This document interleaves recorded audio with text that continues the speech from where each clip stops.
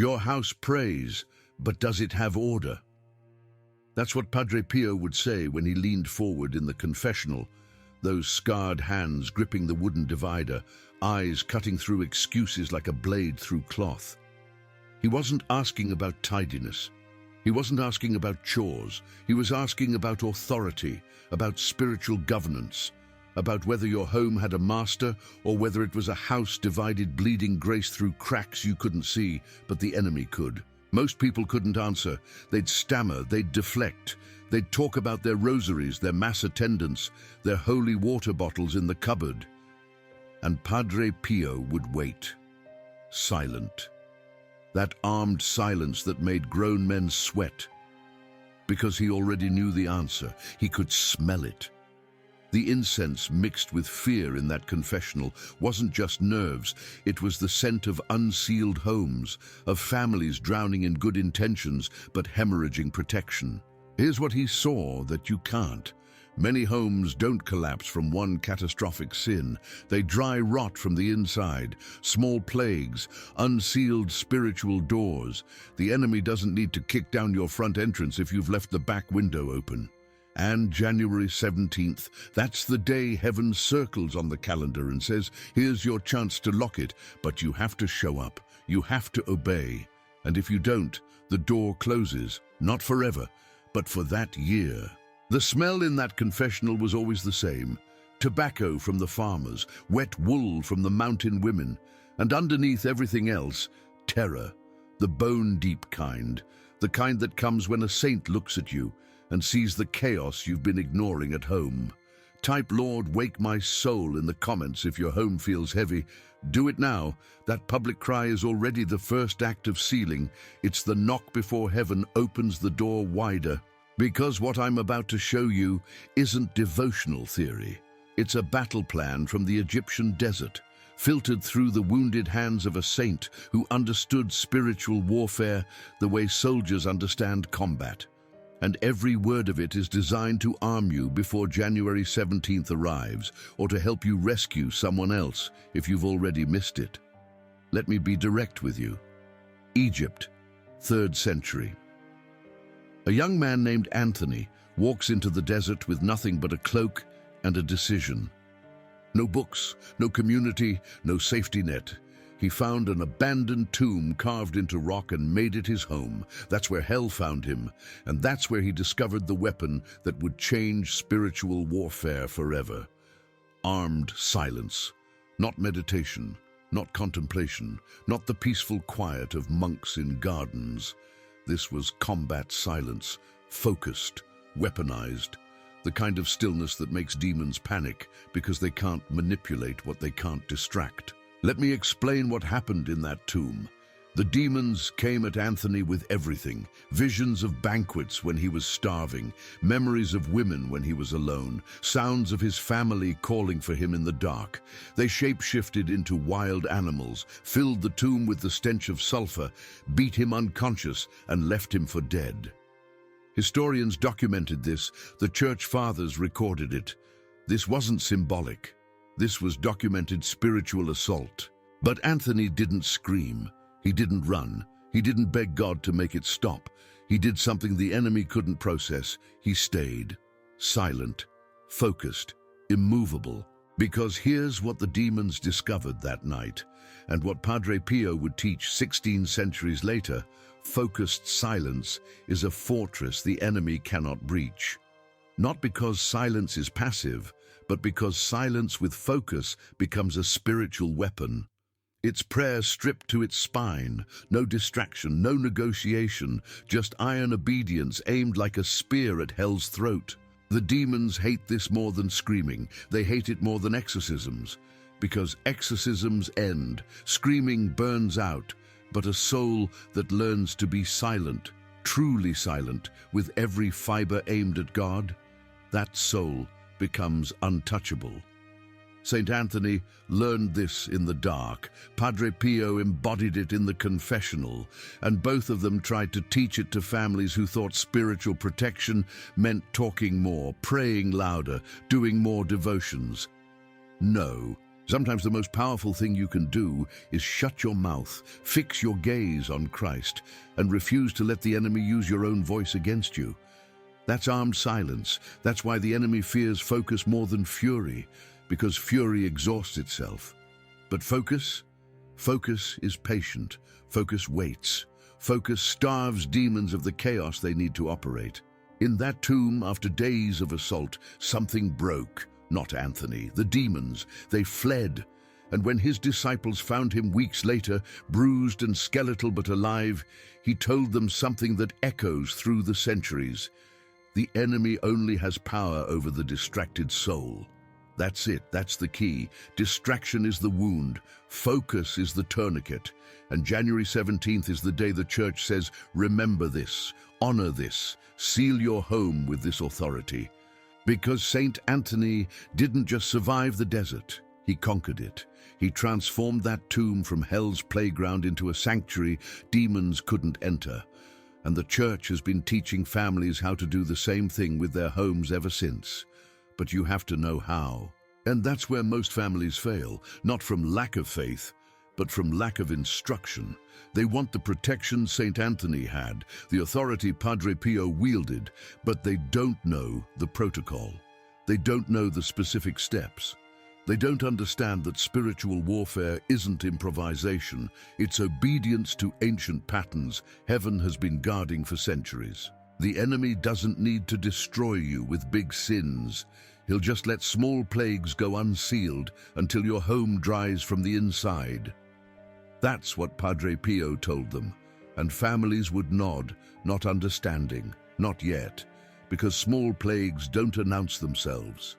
They creep, they metastasize, they disguise themselves as normal stress, bad luck, personality clashes, until you wake up one day and realize the home you used to know is gone. It starts in the communication, not big fights, not screaming matches, just friction. You say something neutral and your spouse hears accusation. Your child asks a simple question and you respond with irritation you didn't know you were carrying. Conversations that used to flow now feel like pushing through mud. You stop talking about things that matter because it's easier to stay silent than to navigate the minefield every sentence has become. The enemy loves this, because when communication dies, intimacy follows. And when intimacy dies, the family becomes a house of strangers wearing familiar faces. Then the anxiety spreads. It's subtle at first. You wake up at 3 a.m. and your mind is already running, already rehearsing conversations that haven't happened, already catastrophizing about problems that don't exist yet. You tell yourself it's stress, it's work, it's hormones. But it's not. It's an atmosphere. It's something in the spiritual air of your home that's pressing down on your nervous system like a weight you can't name. Your children start having nightmares. Your spouse snaps at nothing. You all feel it, but nobody says it. Something's wrong here. Something's off. And because you can't see it, you blame each other. The financial drain accelerates. Not from gambling, not from waste.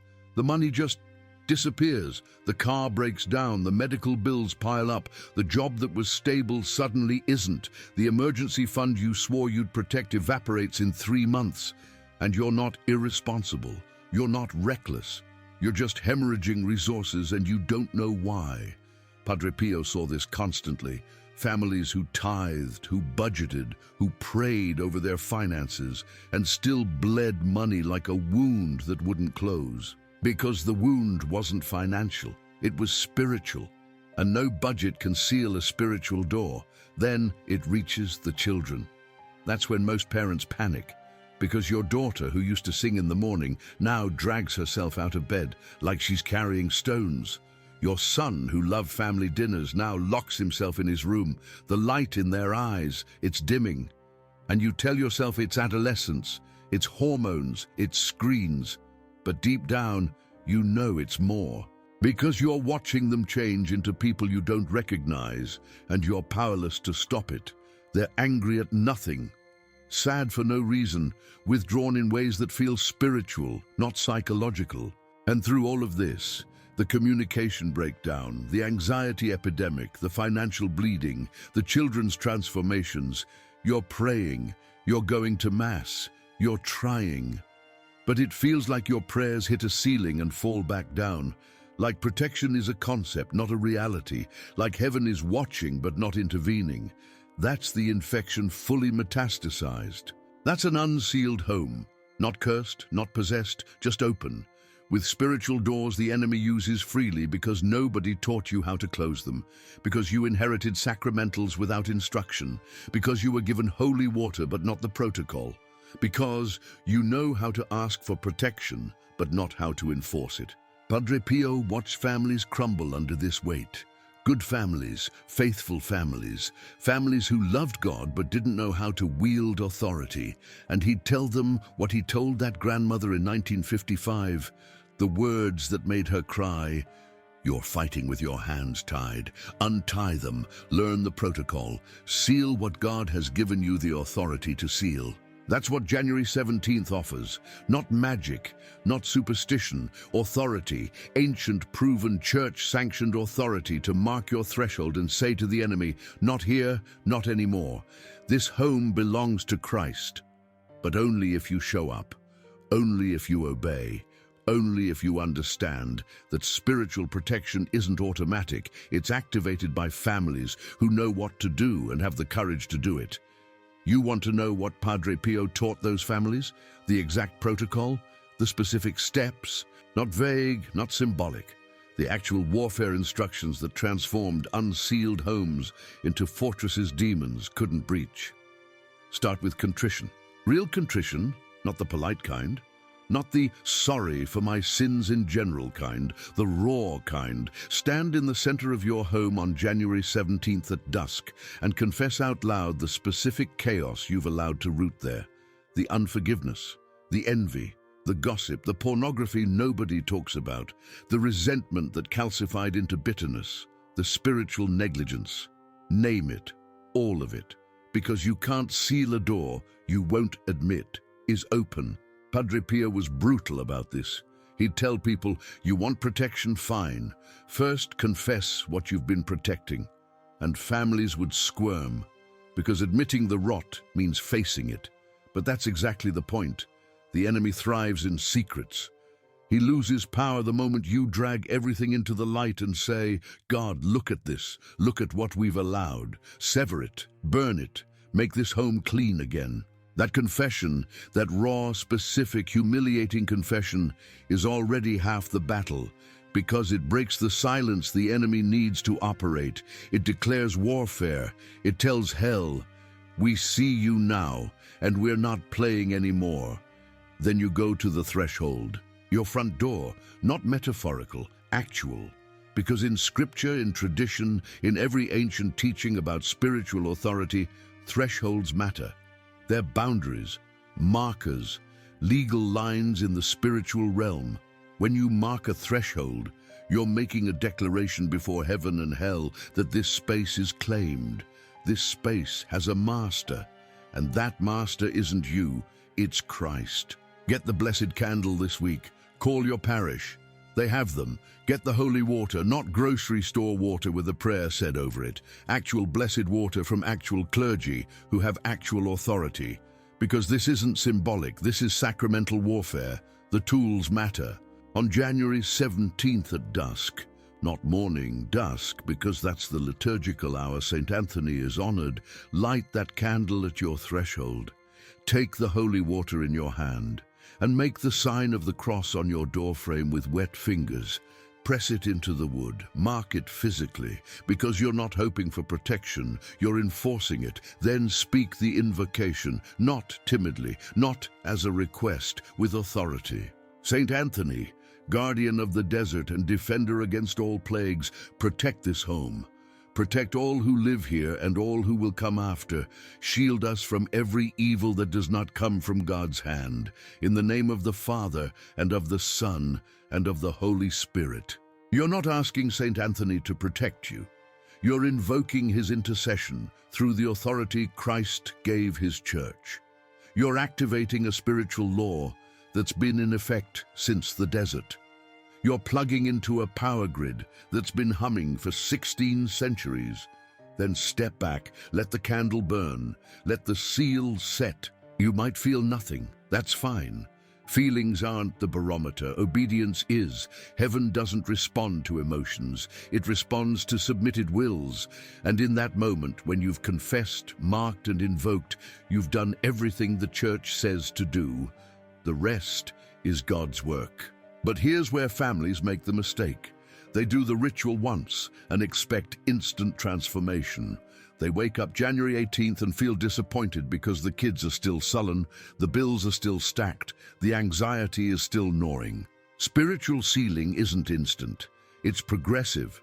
It's a door closing slowly but permanently, over days, over weeks. The atmosphere shifts first, subtle but real. Arguments that used to escalate now deflate. Money that used to vanish now stretches. Children who were withdrawn start showing glimmers of the light you thought you'd lost. It's not dramatic, it's incremental, but it's real. And if you maintain the seal, if you keep praying, keep consecrating, keep living like a family that knows it's protected, the seal deepens, the fortress strengthens. And what started as a desperate act on January 17th becomes the foundation of a home the enemy can't touch without God's explicit permission. That's the goal, not perfection, not sinless living, but a sealed threshold, a protected atmosphere, a home where heaven's authority is recognized and hell's influence is blocked at the door. Now let me speak directly to your conscience. If this message has gripped you, if any of what I've described resonates in your gut, if your home is bleeding and you didn't have words for it until now, then you have a responsibility. Not to me, to the souls in your house, to the family members who are suffering plagues they can't name because nobody taught them the protocol. This channel exists for one reason: to arm families with the weapons the church has been guarding for centuries, to translate ancient wisdom into practical warfare, to give you not just inspiration, but instruction. And that work requires support, not for luxury, not for profit, for reach, for production, for the ability to create more content like this that breaks people free from spiritual ignorance. That's where the super thanks comes in. It's not a donation, it's an act of charity. It's you saying, this information saved my family, let it save others. It's you funding the rescue of homes you'll never meet. Families drowning in the same plagues you just recognized in your own life. Your $10, your $20, your $50. It's not going into a pocket. It's going into artillery, into more videos, into more instruction, into a spiritual arsenal that helps families fight back. Padre Pio used to say, charity multiplies grace. When you give to something that rescues souls, you're not just supporting a channel. You're participating in spiritual warfare on a scale bigger than your house. Your contribution becomes ammunition for families in São Paulo, in Boston, in Lagos, in Manila, places you'll never visit, people you'll never meet, but whose thresholds will get sealed because you helped fund the message that taught them how. Click the Super Thanks button below this video. Choose the amount that matches your gratitude. Let it be a public declaration that you're not passive, that you're a warrior in this fight, that you understand spiritual protection is worth investing in. Because when heaven sees families funding the spread of truth, it responds, it opens more doors, it amplifies the reach, it turns one video into a wildfire of rescue. Do it now, then keep watching, because what I'm about to show you next is the specific testimony that proves this isn't theory, it's lived reality. 1955, San Giovanni Rotondo. A grandmother named Maria kneels in Padre Pio's confessional at dusk. She's not there for her sins. She's there because her home is dying. 3 generations under one roof, and the chaos is unbearable. Her son and daughter-in-law barely speak. The grandchildren are sick constantly. Nothing the doctors can diagnose, but something that rotates through them like clockwork. The money her husband saved for decades is evaporating in medical bills and unexplained expenses, and nobody sleeps. Everyone in that house wakes at 3 a.m., like they're being summoned by something they can't name. Maria is desperate. She's prayed every rosary she knows. She's been to Mass daily. She's exhausted every devotion her mother taught her, and nothing changes. Padre Pio listens in silence. That armed silence, the kind that makes you feel like he's reading your soul's file. Then he speaks. "You pray, but do you seal?" Maria doesn't understand. So Padre Pio explains. Your house, he tells her, is like a body without immune system. Prayerful, yes. Faithful, yes. But open, with spiritual doors the enemy uses freely. You've hung images but never marked the threshold. You've blessed the house once, years ago, but never maintained the seal. You want protection, but you've never enforced it through the protocols the church gives you. He tells her about St. Anthony, about the desert, about January 17th, and then, this is what changes everything, he gives her the exact protocol. Not vague advice, specific steps, the confession, the threshold, the candle, the water, the invocation, word for word. He makes her repeat it back until she has it memorized. Do this on January the 17th, he says. Gather your family, do it together, and do not miss this appointment. Because heaven marks homes that show up, and the enemy has to respect thresholds that are sealed with obedience. Maria leaves that confessional with her hands shaking, not from fear, from hope, from the terrifying realization that she's been given a weapon she didn't know existed. January the 17th comes. She gathers her son, her daughter-in-law, the grandchildren. At dusk, they stand together in the center of the house, and she leads them through the confession Padre Pio taught her. It's brutal. Her son confesses the rage he's been harboring toward his wife. The daughter-in-law confesses the contempt she's been nurturing in secret. The grandchildren, too young to understand theology, but old enough to feel the weight, cry through the whole thing. Then Maria goes to the front door. She lights the blessed candle. She takes the holy water blessed by Padre Pio himself, and makes the sign of the cross on the doorframe with wet fingers. She speaks the invocation with a voice that's half prayer, half command. And she steps back. Nothing happens. No lightning, no angels, no dramatic shift. The kids are still crying. The candle flickers. The water dries. They go to bed that night feeling foolish. But 3 days later, Maria's daughter-in-law notices something. The arguments, they're not stopping, but they're not escalating either. It's like the fury that used to take over the room just can't gain traction anymore. A week later, the children stop getting sick. Just stop. 2 weeks later, Maria's son gets an unexpected job offer that solves the financial bleeding in one stroke. It's not instant. It's not flashy, but it's real. The atmosphere in that house shifts so gradually, they almost don't notice it, until one night at dinner, Maria's son looks around the table and realizes, we're laughing. We haven't laughed like this in years. That's when Maria understands what Padre Pio was trying to tell her. The seal wasn't about feelings. It was about obedience. It was about showing heaven that this family was willing to do what it takes, to follow the protocol, to mark the threshold, and trust God to honor what was offered. She told her children told their children, and every January 17th that family gathers at dusk and renews the seal. Not because they're superstitious, because they know what happens when they don't. They've lived through both. They've seen what unsealed looks like, and they've tasted what protected feels like, and there's no comparison. That family is still doing it. 70 years later, 4 generations now, every January 17th, same protocol, same invocation, same trust that heaven honors obedient homes. So let me ask you directly, does your home feel heavy? Not physically, spiritually, like there's a weight pressing down on the atmosphere, making everything harder than it should be, like peace used to live there and now it's just a memory. Do arguments start from nothing and spiral into places they shouldn't go? Do you wake at 3 a.m. with a mind that won't stop accusing, won't stop replaying, won't let you rest? Have your children changed in ways you can't explain, sullen, withdrawn, angry for no clear reason? Does money disappear faster than it should? Do sicknesses rotate through your family like a virus that never fully leaves? Has prayer become heavy lifting instead of refuge? If you're nodding, if any of this resonates in your gut, this message didn't find you by accident.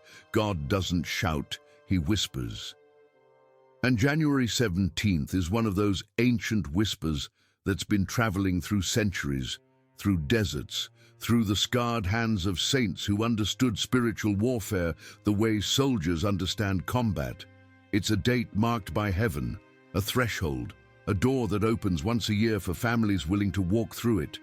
You still have time. If you're reading this before January 17th, you have a decision to make, not later, now. Because procrastination in spiritual warfare isn't neutral, it's defeat. The enemy loves delay. He loves families who say, I'll do it next year, until next year becomes never. Get the blessed candle this week. Call your parish, they have them. Get the holy water, mark January 17th on your calendar. Not as a reminder, as an appointment. With heaven, with Saint Anthony, with the protection Padre Pio insisted was available, but only to those who showed up. At dusk on that day, gather your family if you can. If you can't do it alone, stand in the center of your home and make the act of contrition. Be honest, be raw. Confess the sins that live in your walls, the anger, the unforgiveness, the negligence, the patterns you've allowed to take root. Ask God to sever the cords that tie your home to chaos. Then go to your front door, light the blessed candle, take the holy water, make the sign of the cross on the doorframe, your wet fingers pressing into wood, marking the threshold, and speak the invocation with authority, not hope, with the confidence of a son or daughter of God who has the right to say, Saint Anthony, guardian of the desert and defender against all plagues, protect this home. Protect all who live here and all who will come after. Shield us from every evil that does not come from God's hand. In the name of the Father, and of the Son, and of the Holy Spirit. Then step back, let the candle burn, let the seal set. Trust that what you've done matters even if you feel nothing in the moment. And if January 17th has already passed, don't despair. Don't sit in regret. Share this message. Send it to someone specific, a friend, a family member, someone whose home you know is struggling. Maybe you missed the door, but you can help someone else walk through it. Because that's how heaven works. Graces multiply when they're shared. Protection extends when it's offered to others. Your obedience, even late, even incomplete, can become someone else's lifeline. Right now, I want you to do something.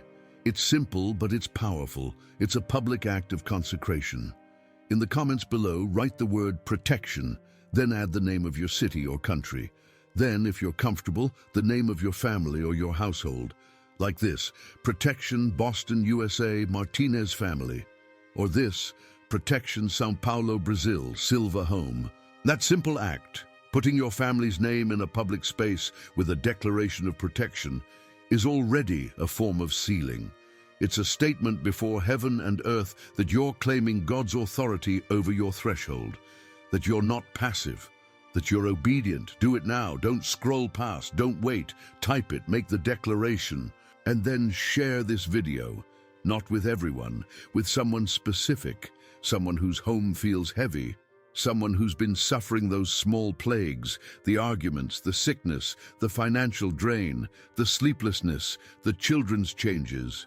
Someone who needs to know that January 17th exists, that St. Anthony's intercession is real, that Padre Pio left us a weapon. Your share might be the whisper from heaven they've been waiting for. If you have a testimony, if you've experienced St. Anthony's protection, if you've done this ritual in past years and seen results, if Padre Pio's intercession has marked your life, write it in the comments. Don't be shy. Don't minimize it. Your story might be the confirmation someone else desperately needs. It might be the thing that tips them from skepticism to obedience. We need to hear from each other. We need to know that this isn't theory, isn't folklore, isn't outdated tradition. This is living power, accessible, available, effective, but only for those who show up. And if you want more practical instruction, if you want the full protocol for household consecration, the specific prayers Padre Pio taught, the way to wield the rosary as a weapon in your home, remember that the power of the rosary with Padre Pio, miracles, protection, and divine graces is waiting for you. The link is pinned in the comments. It's your field manual, your spiritual combat guide. Don't fight blind. Let me leave you with the words Padre Pio said to that grandmother, the ones that echoed through her family for generations, the ones that should echo through yours.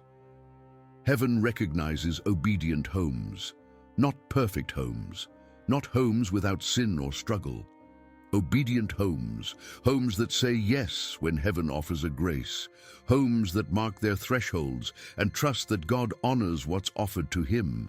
Your home can be one of them. January 17th is the door. St. Anthony is the guardian, Padre Pio is the instructor, and the authority, that's already yours. Christ gave it to you when you were baptized. You're a son or daughter of the King. You have the right to claim your threshold, to seal your space, to command the enemy to stay outside. The enemy knows this. That's why he works so hard to keep you distracted, doubtful, delayed, because a family that understands its authority, that knows how to seal its home, that obeys the ancient protocols heaven offers, that family is untouchable. Not immune to suffering, not exempt from crosses, but protected, sealed, guarded. With a threshold, the enemy cannot cross without God's explicit permission. That's the difference. That's what changes everything. So make the decision, mark the date, get the candle, get the water. Show up at dusk on January 17th. Do what Padre Pio taught. Claim what St. Anthony won in the desert. Trust that heaven is watching and will respond, because God doesn't forget the homes that bow before him. He doesn't ignore the families that consecrate their thresholds with humility and faith. He seals what's offered. He guards what's claimed. He honors obedience with protection that lasts. Your home matters, your family matters, your threshold matters. Don't let another January 17th pass in silence. Mark it, seal it, protect it, and watch what heaven does with obedience.